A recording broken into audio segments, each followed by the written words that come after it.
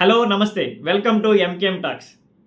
వైఎస్ఆర్సీపీ పార్టీకి జగన్మోహన్ రెడ్డి గారికి చాలా పెద్ద గుడ్ న్యూస్.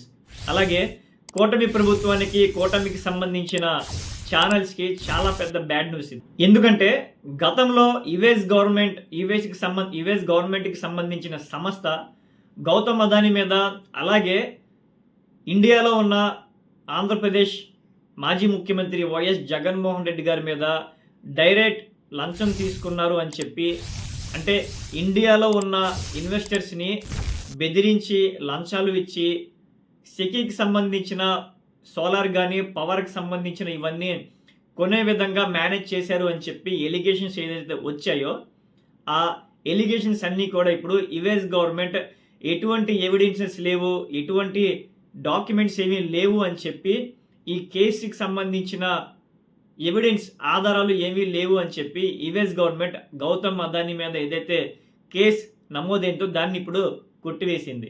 నేషనల్ మీడియాలో, అలాగే మన రాష్ట్రంలో, ప్రత్యేకించి మన రాష్ట్రంలో కూటమికి సంబంధించిన ఛానల్స్ అన్నీ కూడా జగన్మోహన్ రెడ్డి గారు డైరెక్ట్గా ఇన్వాల్వ్మెంట్ ఉంది, జగన్మోహన్ రెడ్డి గారు 1700 కోట్ల రూపాయలు డైరెక్ట్ ఇన్వాల్వ్మెంట్ ఉంది అని చెప్పి తెగ ఓదరగొట్టాయి.